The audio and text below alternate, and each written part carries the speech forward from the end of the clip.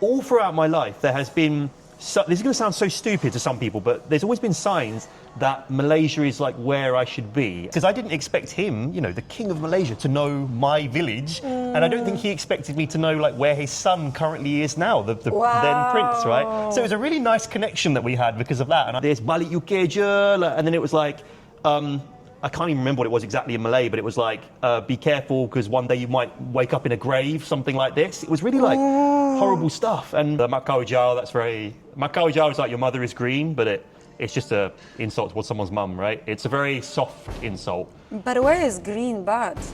It comes from a video. This is Ryan, a British content creator living in Malaysia for 7 years. And since 4 years, he's infecting Malaysians with his sense of humor, making relatable and funny skits inspired by his life in Malaysia. But today we're gonna get more serious and grill Ryan about his real life, behind the scenes of his social media, the stories he's experienced, and the learnings he's gotten so far on his journey here. Let's go. Hi, Ryan. Hello. Really excited for this conversation and really excited to meet you in person. Yeah. I've seen a lot of your skits and your collabs with Arif and Mark. I mean, you constantly, since you've probably started, popping up of my FYP. Oh, nice. But today we are not going to talk really about the comedy so much. Oh.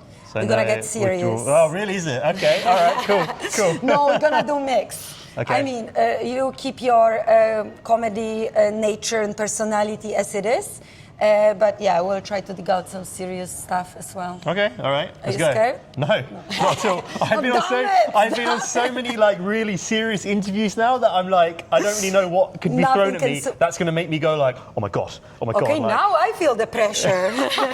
All right, we'll start with the question coming back to your very first day in Malaysia. Do you remember your very first day in Malaysia? What was it? How did you feel? What were the first things that were coming to your mind, the thoughts? Yeah, so I actually came in 2017 a few times for like training originally. So I would come here for like 3 weeks and then go back to the UK for a while. And then 3 weeks back to the UK like this.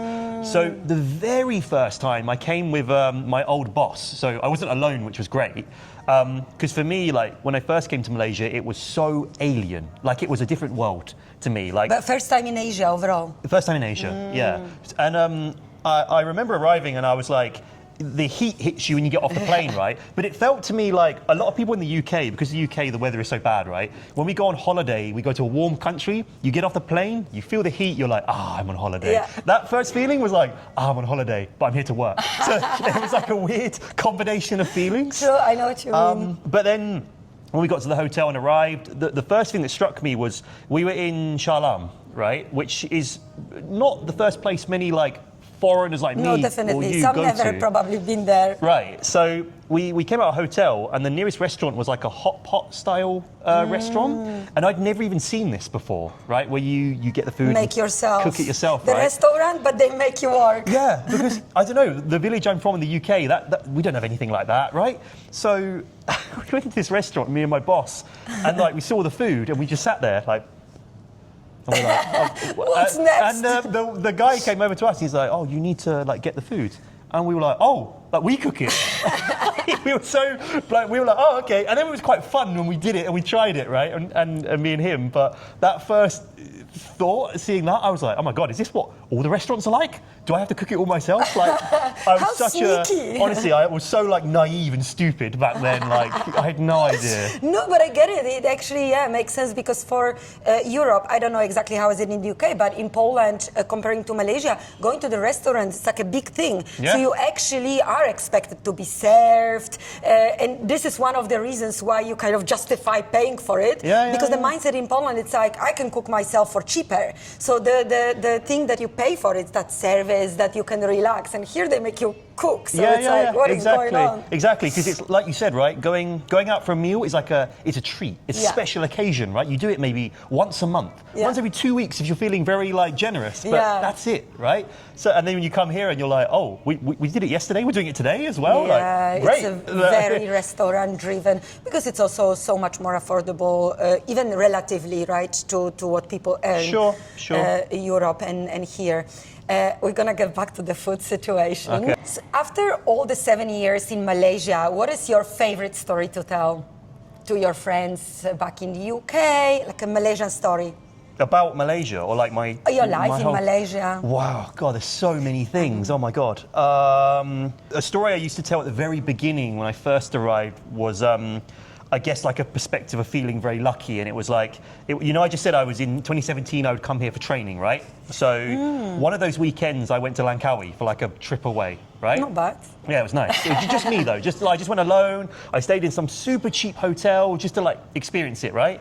And I remember I went to the beach, the Chenang beach there, and I was sat there and I found a bar and I got a drink and I sat on a beanbag.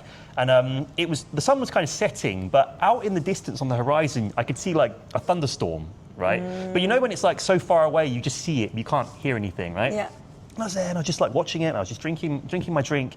And I suddenly felt like, wow, this is like really amazing, man. And I felt so lucky at that time Blessed. to be in, blessed to be in that position, right? And that was my first time even being here, right? And I guess I just felt, like I said, lucky to be in that position. That was a story I used to tell people a lot at the time. But I mean, it's been 7 years now here, right? And I've gone through such a crazy journey in my mind that I didn't expect to go through. Like I've met so many cool people. I've met like prime ministers here. I've met the king here. I've met famous celebrities, singers, film stars, all these people that I've heard like their stories and things like that.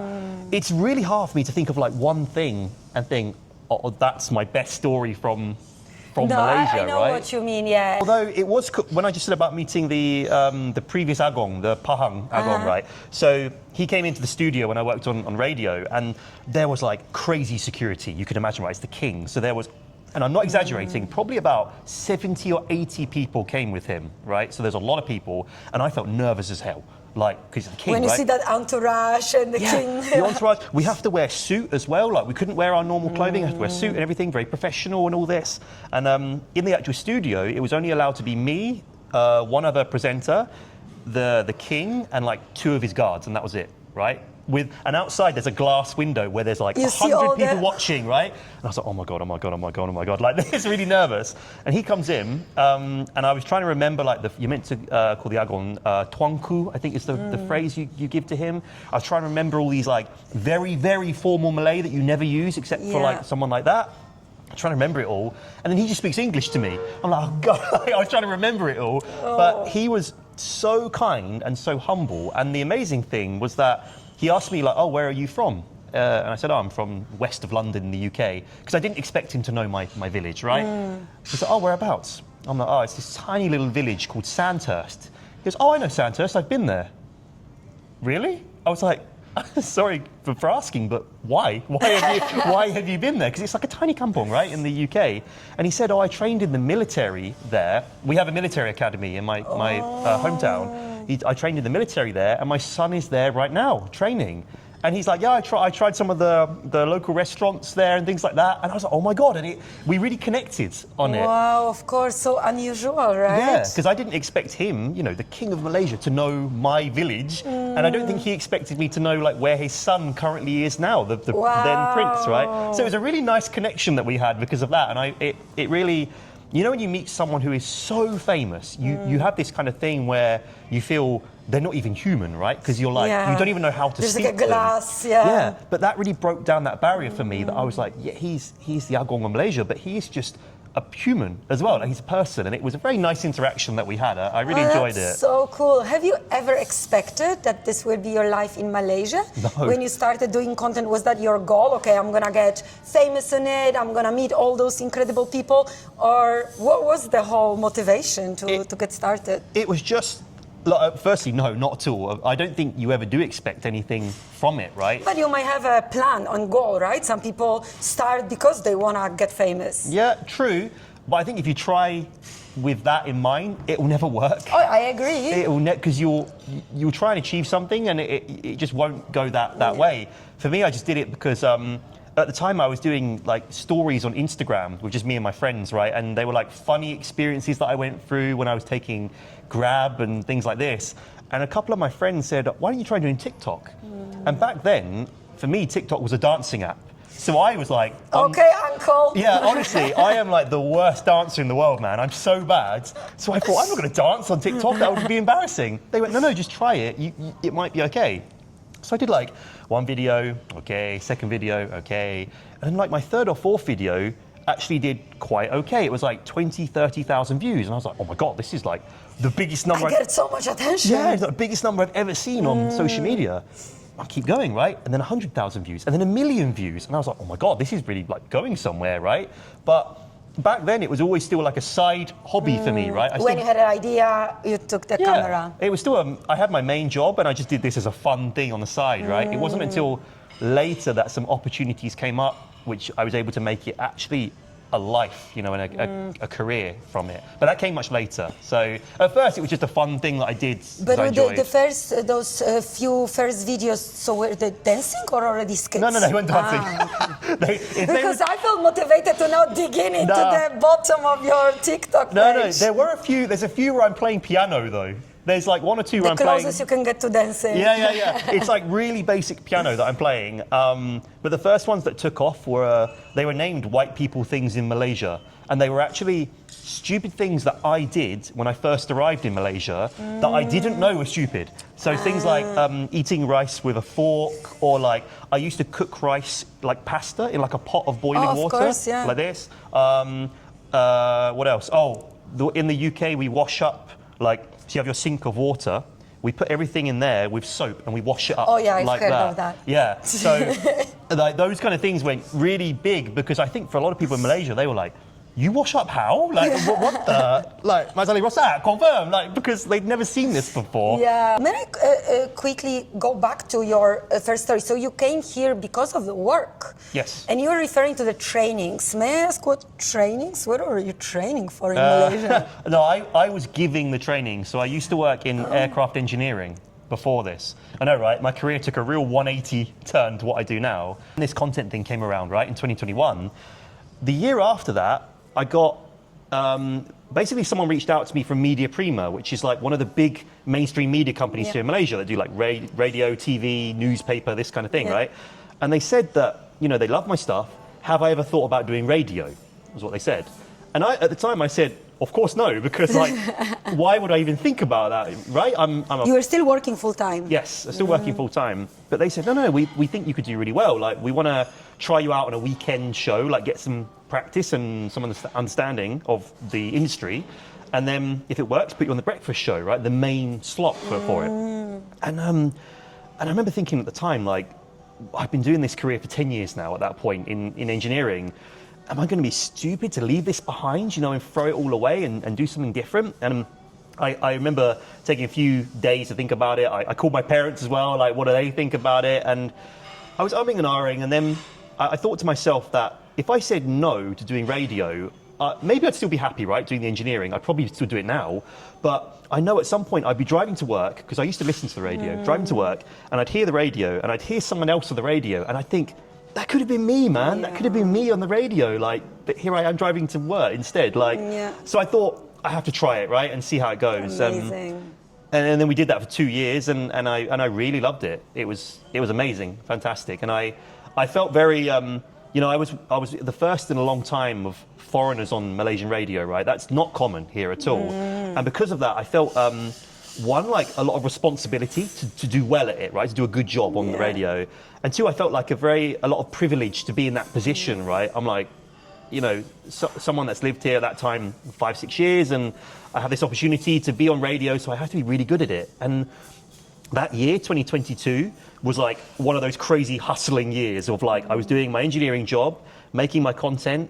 At the weekends, I was doing radio, and then also in the evenings, I'd often go to the radio station, and just go in one of their backup studios and just practice. Wow. Just practice delivering lines on air, like not live, but just record it, and the editing and all this kind of thing. Yeah, because you had zero experience with it before, right? Exactly, and just try and get good at it, because I felt like when I go on breakfast, it's going to be like such a huge shift in like responsibility that I've got to be really good at it. So I remember really trying my hardest to be like as good as I could at it. And wow. yeah. This is a fantastic, cool story and very unusual. And Right? yeah, absolutely, what a blessing that someone did give you that opportunity. And I'm really glad that you've taken it. Yeah. You will never know what happens if you haven't, but I think it's always better to try it and just in case regret that you've done it than regret that you haven't. So now, as you've met so many incredible people, who is the person that made the most impact on you? I know it's a tricky, right? Now I'm putting you on the spot to choose your favorite. Yeah, no. Well, it doesn't have to be favorite, right? It could be someone that you were the most scared to meet, someone else that you were terrified, or you were the most excited. You couldn't sleep the night before. Or maybe your first interview. Yeah, actually... I already gave you enough hints. Yeah. My very first interview was with this guy who's a very famous, I think he's from China. I actually don't know, but Jackson Wang is his name. It's spelled W-A-N-G. Jackson Wang was my very first interview.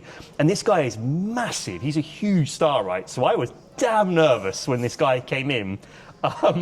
And he was very friendly, right? And we did this thing where it was about like how to dance or something, and I just said, right, I was terrible at dancing. So me and my partner at the time, then Kevin J, we had to be shown how to dance. And I remember, like, I sucked. I was terrible, right? And he came behind me and he was like, bro, just like move your hips. And he was like grabbing my hips and moving my hips around. And I was like, what the hell? Like, Jackson Wang is moving my hips around right now like this.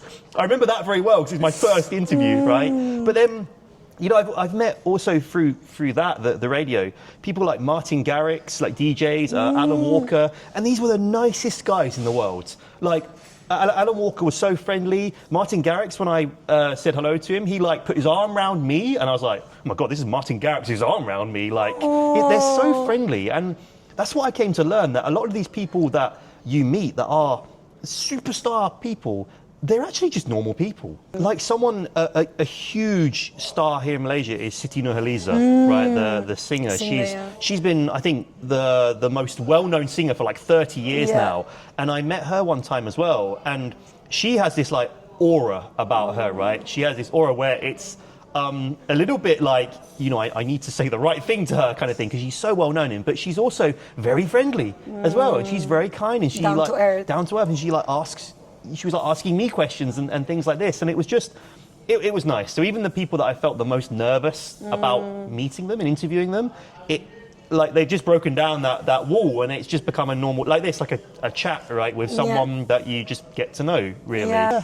So now it's all the roses and all the amazing opportunities that came your way, and you grabbed them, and it seems like you are really enjoying your life in Malaysia. But have you ever faced any challenges here? Because you also mentioned that your journey was crazy. So there must have been like a roller coaster of ups and downs. Of course. So what were those like biggest challenges? And also from the perspective of adapting to the Malaysian culture, as you pointed yourself, it was such a different world for you. God, I've had a lot of like challenges over the years. I think like the first one was, although now I'm very happy, right? I've been here 7 years, like I said to you. I do remember the first few months of being here, I was unsure whether this was going to be like my future and whether I could actually be comfortable here or not. Because everybody always asked me like, oh, did you come with your family or friends? I was like, no, I literally know nobody here. I just, myself and my boss, that was it. I didn't know anyone else. And when you're kind of dropped metaphorically in the deep end like that, it can be a bit daunting and scary, right? So, and yeah, I remember having a few nights where I didn't know if that was going to be my future here or not, or maybe it was going back to the UK or somewhere else, who knows. That's one thing. But I think the challenges have changed over time, right? When COVID came, it was there was an issue with trying to even be here because my company wanted to make cuts at the time, and one of the directors on the Malaysia side wasn't too keen on me simply because I was a foreigner, right? I was the only foreigner in the company, the only one. So the first thing he said when we wanted to make cuts, he said, oh, I want that European gone. Like, and I'm like, bro, I'm not even European, man. He was like, yeah, I just want that European gone. But luckily, my boss was like, no, we need Ryan here. Like, we can't just get rid of him like that. So I was able to stay. You know, that started making me feel like, okay. Am I one of them, or am I still the outsider? Yeah. And then since social media, I've been doing social media. There's been a lot of challenges with that and the radio. Like, I mean, you see, right? I think for someone like me as a foreigner, when I make content that's primarily Malaysian content, it's very mixed, the reception, right? You get a lot of people that love it and they find it funny and hilarious, and that's great. But there's also the other side of it that really don't like it, and they see it as a kind of you're exploiting thing. You're exploiting that grasp because you're a foreigner and making content, content about Malaysia, right? And also with a humorous way, which doesn't always land well on everyone, right? Sometimes, yeah, sometimes. And then, you know, I think every content creator or anyone in the limelight, per se, has had negative comments. And I've had, like, over the years, I lost count, hundreds of comments and things and messages, and sometimes even, like, death threats and things from, like, anonymous accounts. And when I first got them, it was really hard for me to, like, deal with that and be a bit like, what the hell? Wait, I did not expect that. Yeah. Really? Yeah. Me and I know a few others. What's the usual beef that people have with you? So, like, people say, sometimes it's from anonymous accounts and they'll just drop, you know, comments against you. There was this one guy, for like years, he used loads of different fake accounts and he would always talk in Malay to me, but I actually suspected he wasn't Malaysian.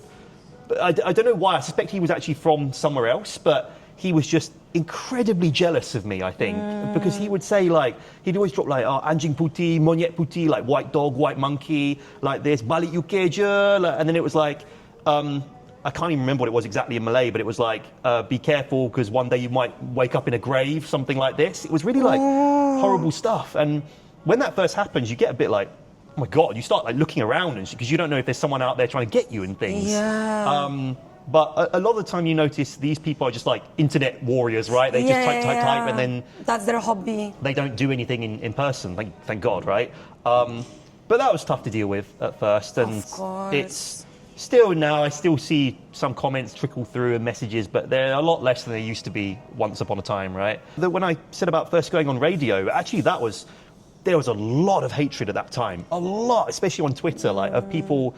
You know, like I said, I felt responsibility as a foreigner being on Malaysian radio, right? But some people took that as a real, how dare you go on Malaysian radio and take the job of a Malaysian, right? How dare you do that? Like, and there was a whole Twitter hate train for a while against me, and eventually it sort of settled down, which, again, thank God it did. Thank God it didn't carry on, but it's just I think sometimes it's like a mob mentality, you know, like, one person says something and then another and then another and then another, and then it gets a bit out of hand. Well, that's part and parcel of internet, actually, unfortunately. But I kind of, to some extent, I actually understood these people that really had a thing against me.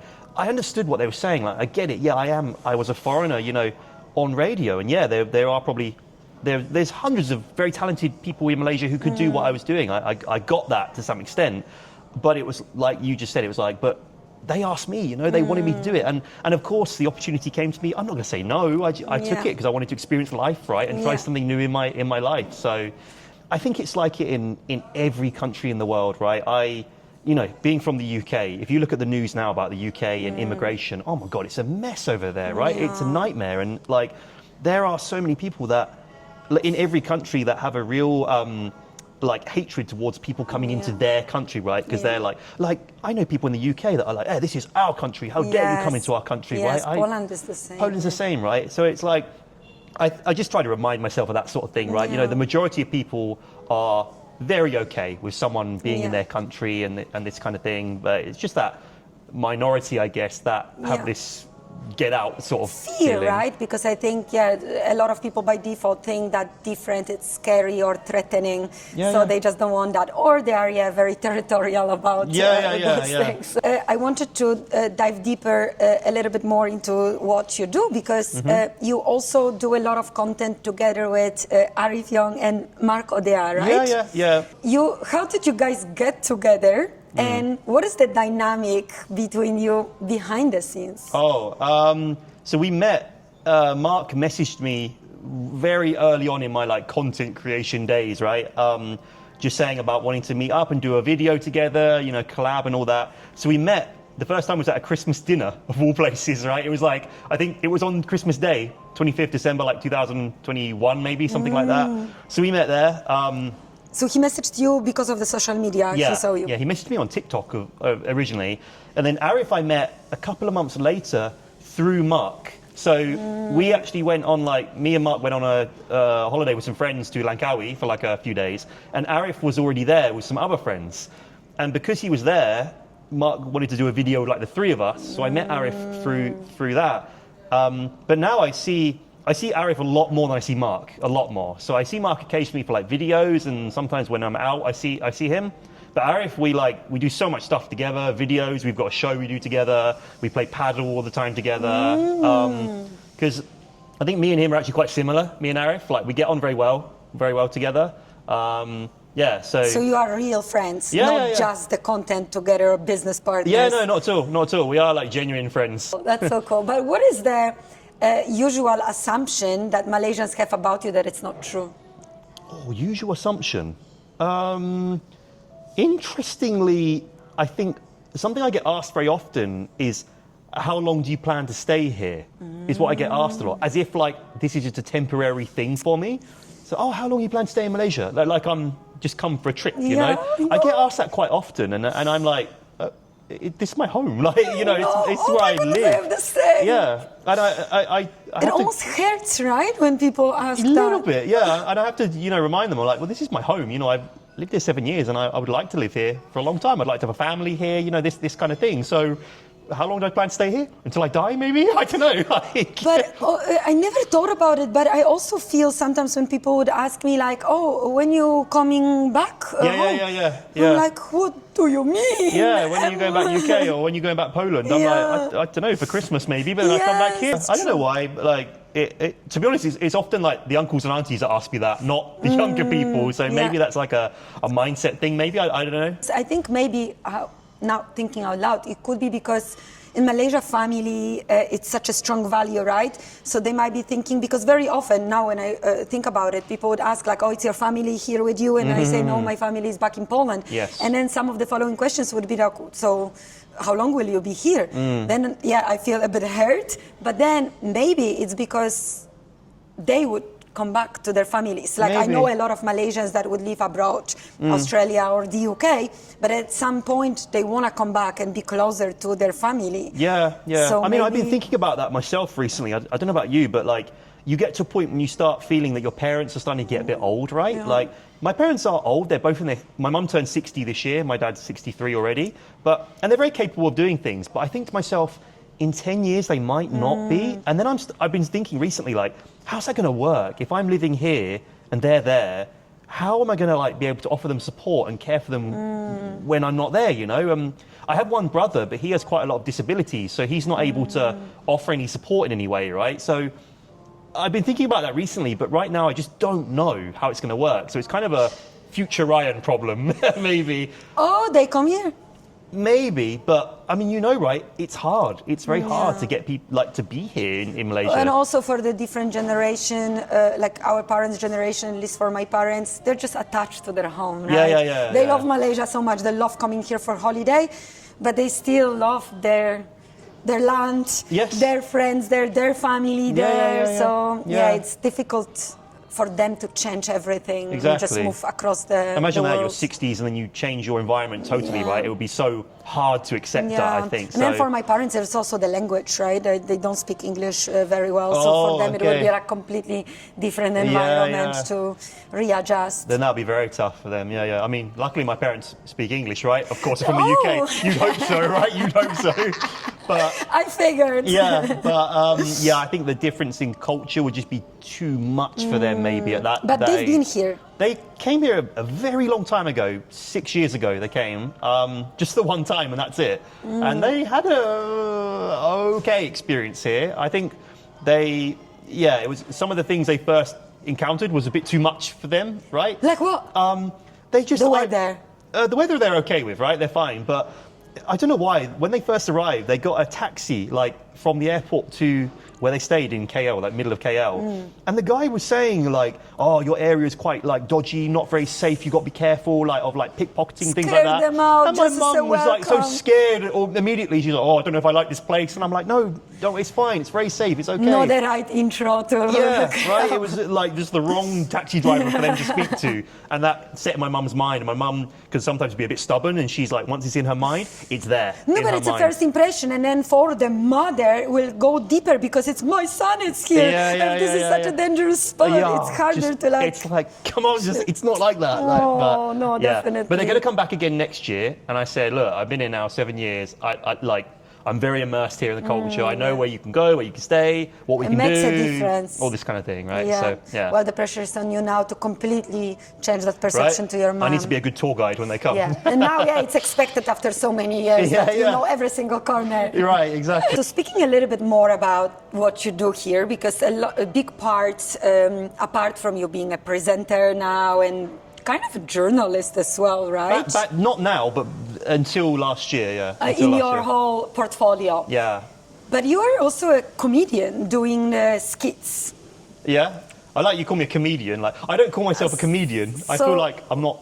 Like, I've met comedians, so I feel like I'm not on their level to be, like, that funny. But anyway, sorry, go on. You do a lot of the skits that are meant to make people laugh. Yeah. What is the biggest difference between Malaysian and British humor? British humour has a lot of sarcasm involved. That like you say something, but you don't actually mean that. It's very much on the tone of how you're drier. Yeah, very dry. But I think actually a lot of like Malaysian humour is sometimes a little bit like slapstick, and I mean like Mr. Bean. Like this kind of thing, very like physical humor, like an expression. I think it's very Asian, right? Like I've seen it in the continent, across the continent. Yeah, very more inclination to situational. Yes, yeah. It's like it's how people's face and their body and things and like that kind of thing. So and I think especially my early content, I kind of combined that a little bit. I had a lot of like my expression as well as like my sarcastic tone, I guess, from like UK humor and like mixed them together like this a little bit. Now I've sort of found another way where there's also a lot of humor involving like the language, right, of Malay. So I'm a bit more now in like a mix of English and Malay content, like the term rojak, where you mix it together, right? Because there are just some words in Malay that just make people laugh when they're said. Like the Matsale say it out loud as well. Yeah. Especially a lot of like the insults, man. Like I find them funny when I hear them, and people find it like damn hilarious when I bring them out. Like. But do you sometimes have the jokes that you find them funny as your British side, but they completely bomb and don't land? For Malaysians? I think so, yeah, sometimes. I mean, the way I know this is that when I hang out with like Arif, for example, that we talked about earlier, we will say jokes in person that we both find hilarious, but we would never make a video on them. Never make a video, because we know it just wouldn't work. Wouldn't fly. It just wouldn't be funny for people watching it. But for us, maybe because we get each other's humour, like, we find it hilarious. And you have a lot of inside situations and jokes. Exactly, yeah. So for sure there are some stuff that I probably, if it was like a joke in a UK British way, it just wouldn't land right here. It just wouldn't be funny. But have you ever made any video with the jokes attempting to make it funny that backfired and you had to take it down or had to like spin it out? Yeah. Luckily, no. Actually, luckily, I've not had to do that so far. Touch wood. It won't happen. Now you are so Malaysian, as you already know. Yeah, culturally. I guess I know, like, right, what kind of works, what doesn't work. You know, they always say, like, the three things you don't touch with comedy is like politics, religion, and anything to do with the royals. Yeah. These three things, right? Yeah, they call it like 3R, right? Race, religion, and royalty. Yeah, just don't touch them. Yeah. But a lot of other things you can touch on, and it's funny, right? And it works. And Yeah, so to answer your question, so far, no, luckily. I haven't had to remove stuff or it hasn't worked and this kind of thing. Yeah, no, I feel like Malaysians are also very open-minded and very supportive. So it's like even if you, I don't know, maybe go a little bit on the controversial line, there will be a market that will resonate with it. Yeah, exactly, it does. But that being said, actually, I feel like there are a lot of Malaysians who watch my content who are open-minded, but there are equally a lot that are not as open-minded as well. And I think most people that do follow me and know me are very open-minded already, so they know what to expect. But as a content creator, you're always trying to get that next bit of audience, right? You want to grow. Yeah, you want to grow. You're very thankful for your current audience, but you also want to get more people to follow you and know you, right? And so getting them now is a bit different because I need to change something. Yeah, but I still need to be humorous and entertaining for the people that currently follow me. So you get this like internal dilemma of trying to please everyone, right, in some way, which is a little bit tough, but yeah. Well, but it's an evolution, right? Like we need to, and especially with the social media nowadays, like it's constantly changing, and you have to keep adjusting. And I would always want to believe that the audience that already follows you grows with you, right? And just witness you changing a little bit, because as human beings, we are not like static. We will be trying different things, and hopefully those that support you go on the ride with you. Exactly, yeah. And I've had like, there are some people that have been following me since I very first started, and they still like comment on my videos now. And I remember them because I've seen them for so many years, right? And I really love that and find that so nice that they're still there occasionally. There are some people that sort of pop in. I notice on a video, they'll comment because maybe every year. Because it's a TikTok algorithm. Right, exactly. And then there are some that are like every video they're there. And I love that. And I find that really nice. You know, I was thinking actually on the way here, I was thinking like, you know, what kind of things is Aga going to ask me? And I kind of knew roughly the sort of questions you were going to ask, right? And I thought to myself, like, this is going to sound a bit deep, right? So I hope I don't sound too deep and a bit stupid with this. We promise it's going to be serious, so let's make it deep. Yeah, right. So, like, when I was a kid, right, this is a bit of a story, but when I was a kid, I used to love two things. I used to love Spider-Man, and I used to love Dragon Ball Z, right? Dragon Ball Z is an anime type thing, right? I remember. And I used to love these guys who were like superheroes and they save the world and this kind of thing. And like, as a kid, I had that moment, you know, like when Spider-Man has his on the wall, and I thought, maybe if I concentrate hard enough and I go like this, I can climb like Spider-Man, right? And you try it, and of course... Don't try that at home. And of course, as a kid, you can't do that, right? You realise you can't be a superhero, right? That's not the case. You're just a normal... Not in that form. You're just a normal kid, right? And then you start thinking, okay, maybe I'll just live my life normally, right? And just rather than being a superhero, I'll just try and like have fun and make people happy and this kind of thing. But then you realise that the world kind of comes crashing down on you, and you have responsibilities and this kind of thing, and you can't do that either. And you're like, oh my God, man. So like, what am I doing right now, right? And then, you know, for me, I started making this content, right? And some people started becoming like, they laugh from it and be happy. And I had one message, this was a few years ago, and I still remember it, from this girl in Penang who messaged me saying, oh, Ryan, I wanted to let you know that I've seen some of your videos recently, and they really made me laugh. And she said, my parents have recently got divorced, and I also lost my dog a few weeks ago, so I've been feeling really like down, but I just watched a couple of your videos now, and they made me really laugh. Aww. And I just want to say thank you for making me happy like that. And I thought, like, wow, that's like really nice that she said that to me. And I messaged her back and I said, you know, thanks so much for telling me that. I'm glad you're feeling happy now. If I'm ever in Penang, like, I'll give you a shout and let you know. And it made me think, like, oh, maybe like I can't be like Spider-Man as a superhero, but maybe like this is what being a superhero is now, right? It's making people feel like happy in a way, uplifted. And like you just have a purpose of, you make people feel good about themselves, right? And that kind of like felt really nice in that way, right? Like, not a very traditional Superman format of making impact, but it still, if it makes someone happier and brings the joy, that's already a good power to have. Yeah, exactly. Yeah. What is the very Malaysian thing you incorporated in your life now that your friends or family back in the UK would be like completely confused? Oh, to be honest, it's like everything related to my first few videos I mentioned, where white people things in Malaysia, those stupid things I used to do that now I don't. So we could run off a list, right? So first of all, eating rice with a spoon. I used to eat rice with a fork back in the day, right? Which makes zero sense. I mean, in Poland still they do. But it's like so impractical. I mean, I've spoken to people about this before on like shows and things. It's because for us in the UK, maybe the same in Poland, spoons are for soups and yogurt, like this kind of liquidy thing, but that's it. Yeah, and true. And everything else is a fork, right? True. So yeah, things like that. Bidet, using bidet. I think, you know, when you when you come from the West and you.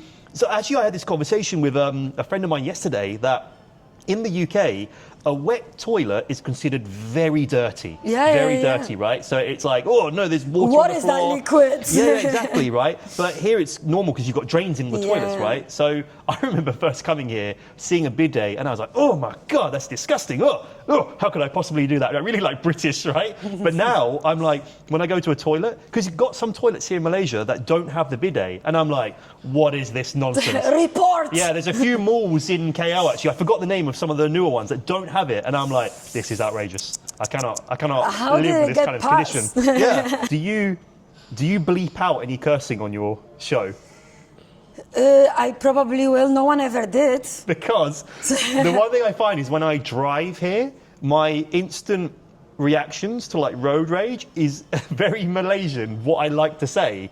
I wouldn't normally, if someone cuts me off, I wouldn't go like, F you, like this. I'd normally come up with like, like these are like very bad words to say. Oh, really? But I prefer to say those when someone cuts me off rather than the UK ones. Okay, you want to curse, you want to bleep those words out, but yeah, when I say them. You know, no one never taught me any curse words. I don't even know. Really? What you said. Do you want to learn some? Some of your followers will find it rude, but some of them find it very funny. Okay. I mean, you can start. I said it earlier on. The Macau Jiao. That's very. Macau Jiao is like your mother is green, but it's just a insult towards someone's mum, right? It's a very soft insult. But where is green bad? It comes from a video. I know people are going to look at this now and going to laugh at what you just said. Why is green bad? Yeah, so that's one. I have some still learning to do. Kepala Bapak Kau, which means like your father's head, is also one that I hear in Malay often. It's like, again, it doesn't really make sense in English. There's Kepala Otak Kau, which is something similar about heads. Otak again. is brain, no? Otak's brain. Your head brain, again, doesn't really make sense in English, but it does in Malay. The Chinese ones are a lot harsher. A lot harsher. Oh, there's another one. Actually, I'm not going to say it in Malay. It begins with a P and ends in mak, but I won't say that. The Chinese ones, like I just said, it's. I don't know whether to repeat it again because they're going to be like, this fella teaching Aga these bad words in Malay and things in Malaysian. That doesn't mean that I'm going to incorporate them, but no one ever did. Okay, you know, and we'll which keep is it at weird that. because usually that's the first thing, right? Like anyone that says like, I know some Polish words, it's usually the first will be some curse words. Yeah, I know a Polish curse word. Starts with K. Begins with K, yeah.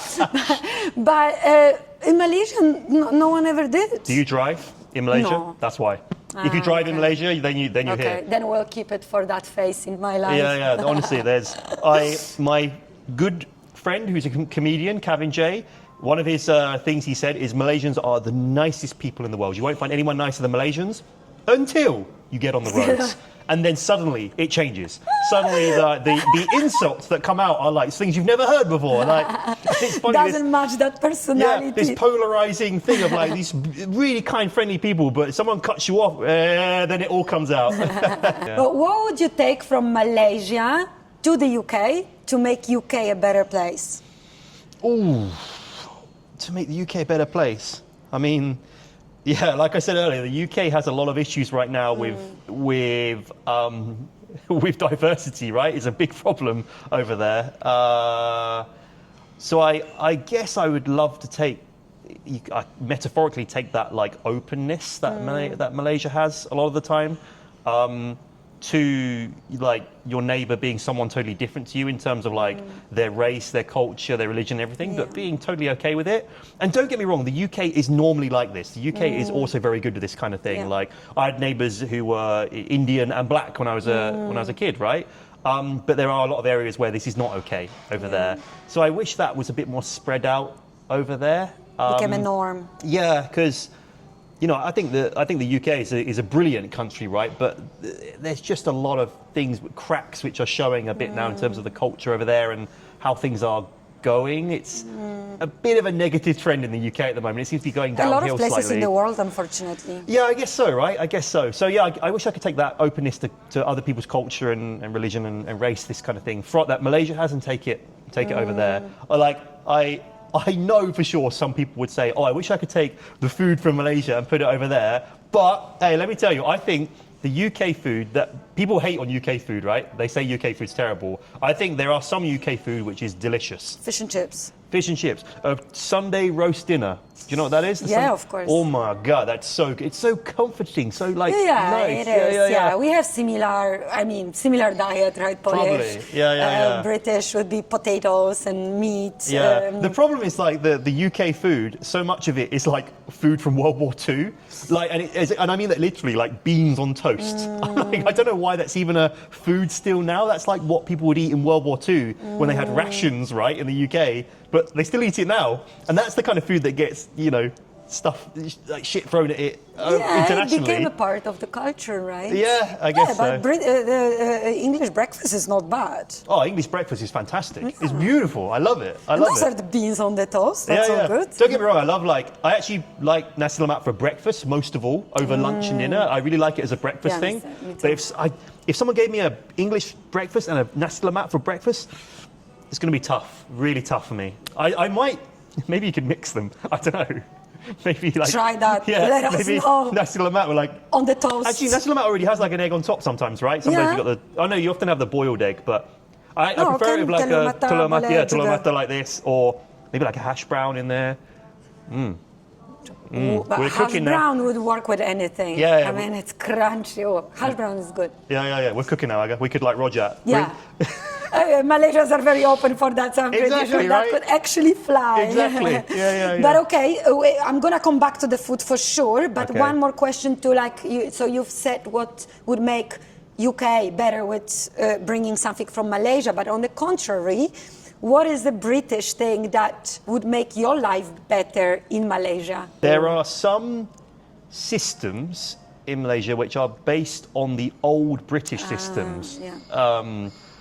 And I wish they were slightly more modernized. I can use an example, which is, so right now, although I already drive because I have an international driving license, but I'm actually taking the Malaysian driving license here. I'm doing the whole process. Oh yeah, I've seen the videos. You went for the test recently, right? Not the test, but I've done the theory test. I've done the theory. Yeah. I've done a couple of the lessons now, and there's a whole process to it, right? That you have to go through. And the problem is, like, when I went to my theory test, and my 6-hour theory training, I spoke to a lot of people there, other foreigners. I said, do you know how to drive? Yeah, I know how to drive. I said, how long have you been driving? 20 years? Okay. And they asked me, how long have you been driving? I said, about 10 years. Oh. But we have to go through this whole process anyway. There's no shortcut to it. So, like the lessons I just did, the driving ones, they're not really lessons because I know what to do, right? Yeah. The instructor sits next to me. He's like, do you know how to drive? I said, yeah. He was like, oh, okay. He has nothing to teach me, right? And it's a bit of like, it's not just a waste of time for me, it's a waste of time for the instructor who could actually be teaching someone how to drive, right? Clutch control in a manual car, like the signs, the indicator, he could spend his time on that, but instead he's wasting it with me because the system says we have to go through it and there's no choice, right? And also, the JPJ here asked for a document from the UK that I couldn't get because they no longer made it in the UK. And they weren't willing to accept the new document that replaced it. So I just hit a dead end. So yeah, I just wish, like, the great process would be that if I could just do a test straight away, a proper test, get everything done and approved and signed off, and then I'm good. That'd be great if I could do that, but you have to go through the whole process, right? Which is a bit of I'm not just wasting my time, excuse me, I'm wasting other people's time, right? So I just wish that was a bit more like how the UK is, which is sometimes more efficient. Yeah. I think a lot of there's some systems here which are like way more efficient and better than the UK. But there are just also a few which just seem to be a bit stuck in their ways, right? And to be honest, all of my friends who are Malaysian say like, betul, like, we wish it was the same as well. We wish it was more quicker and updated a bit. Yeah. So now on the food, because you mentioned you would have a dilemma to pick the breakfast, nasi lemak or English breakfast. So what is your relationship with the Malaysian food? Good, but it's weird. In 7 years, I'm now very bad with spicy foods. I've always been not great, but I used to be okay with it. Now I just cannot. I really cannot. Like if I take spicy food, the next day I'm on the toilet. Like your stomach, a it's bit of a acting stomach up. problem with it. Yeah, like weak stomach. Some people would say. Uncle. Yeah, I know, right? God, what is wrong with me? I'm so old. But Maybe it's just a small face. yeah, but I still like very much enjoy the flavors of all the food here. Indian, Malay, Chinese, all of it's great. And what is the one dish that you could eat for a year every day and you wouldn't get sick of? Malaysian Every dish. day. I think if I didn't put on weight and like maybe didn't die from eating every day, nasi kandar. Nasi kandar is so good. In Penang Or anywhere? Anywhere for me, yeah. I've tried it in Penang and I like it, but it's going to upset the Penang people. But the best one I've actually had was in Shah Alam, of all places. I know it's weird, but anyway, yeah, nasi kandar is so good. But I'm so aware that it's so oily and greasy Very and fatty, hearty, yeah. very hearty.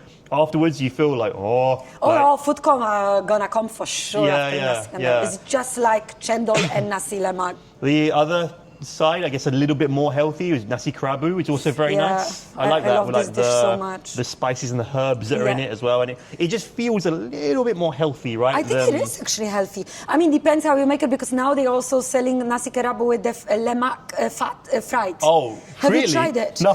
It's a proper fat Oh my that God. it's fried. Okay. And it's like chewy, sweet, so it's good, but it's so indulgent, like yeah. crazy. But if you make it like with a ayam bakar and just some gulai, and then you have the ulam, and then you have just rice, I find it actually a very well balanced, healthy dish. Yeah. Come on, don't destroy it for me. It's a diet dish.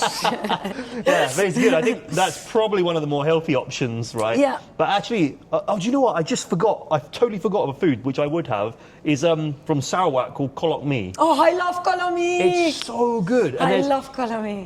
There's an uncle from Sarawak that is in Ara Damansara, which has a little store there, and I used to play badminton in that area, and every time I'd have the kolok mee afterwards because it's so good. I know. Damn good. And not many people talk about it. I remember I've tried it. I've never tried it in Sarawak. I only tried it here in KL. But when I first tried it, and that sweet onion and that broth is so deep, and that chicken that it's like a bit smoked and it's so soft. I take it, or chicken or duck, both are like Yeah. such an underrated dish. I mean, I don't know if it's underrated, but I rarely hear about it. Yeah. It's. I mean, to be honest, Sarawak food for me is really good. Yeah, Sarawak ayam laksa is panso. my favourite laksa as well. Yeah, I like yeah. Yours is what, Johor? Did you say? I like Johor, but yeah, I like really? the Sarawak. For most people, it's like either Penang laksa or Sarawak laksa. One of these two, right? I've done once the video asking people. So there's so many comments that I actually did, and Sarawak won. Oh, really? Yeah. It's very much like a curry kind of taste to it, but like with a bit of sour, a little bit of sourness from like lime in there as well. It's damn good. Very good, yeah. Penang laksa for me though is like I cannot. Very take. fishy, right? Yeah, I've got some friends who are Penangites, and they are like, whenever I say Sarawak laksa, they're like, masala, you don't know what the taste is. You don't get it. What flavour what spice do you got? Salt and pepper? What do you know? And like, they get really defensive about it. Like, You eat toast with beans. exactly. What do you yeah, know? shut up, like, you don't know anything. It's like this. But then if I say Penang laksa, they're like, oh, well done. You know your food. You know. Like. Wrapping up, what are you the most proud of in Malaysia beyond your achievements, just to make it difficult, because you should be very, very proud of what you achieved in thanks. Malaysia. But on a personal level, what are you the most proud of? Most proud of, aside from these kind of things? Yes. We're going deep. Because that would be my immediate answer, right? Would be those you kind should of things. be. Yeah. And that was too predictable. So. Yeah. I guess it's actually, taking the jump and the risk to actually come here in the first place, right? All those years ago, like I was 24 when I first came here, and I just come out of a long-term relationship. So weirdly, my first girlfriend, I met her when I was 16, and we were together until I was 24, right? So 8 years. So, and I'd always lived in that same kampong in the UK, nowhere else. So I was really like a village kampong boy, right? No other part of my life I'd experienced. And so when this opportunity to come to Malaysia came to me, it was such a huge thing that I could have said no, right? And I could have just lived that comfortable, normal life in More the UK. predictable. And it would have been fine. I probably would have been happy with what I had there still. But like, I'm glad I took the risk per se to come here and enjoy this, right? Shift everything. Yeah, because my life has gone in ways I could never have expected and imagined, and it's like I'm very happy it did go that way, right? And I actually always encourage people to say that when you get given an opportunity that takes you a little bit out of your comfort zone, you have to take it. Go for it. You have to take it, Yeah. and that's kind of what life is all about, really, right? Yeah. It's about taking those opportunities and doing something Yeah. new that you wouldn't have expected. Yeah. Like I'm not religious, but I do very much believe in like some things are just meant to happen for you, right? That are not in your control exactly. And the reason I say that is because all throughout my life there has been, this is going to sound so stupid to some people, but there's always been signs that Malaysia is like where I should be. And I say that because when my dad was in his late to early 20s, before I was born, he got the opportunity to come to Malaysia, to live here, right? This was during the late 80s when the technology boom came up, right? Even here. He got the offer to come out here, very good job, very good salary. He could have moved here, but he didn't. He said no, because my nan told him, if you go there, that's very selfish. Who's going to look after me when you go on the other side of the world? You know, you're only thinking of yourself. He gave him that very auntie guilt trip thing, so he didn't move, and he stayed in the UK. And he always thought to himself, like, oh, what could have been for him and my mum if they had come to Malaysia, so you right? leave the legacy now. So in the end, I came here, and now back in the UK, right? So there's so many links that my parents have had to Malaysia. When I left, they sold my car for me, right? They live in a tiny little village, my parents. Who bought the car? A Malaysian bought the car. My mum's work, she works at like a council in this town nearby. Her best friend colleague is a Malaysian. This is all in the UK, right?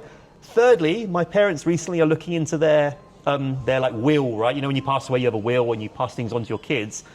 The will advisor asked them, oh, your son, right? Where are they? They said, oh, our son Ryan, he lives in Malaysia. And the guy went, oh, really? They went, yeah, why? He's like, my wife's Malaysian.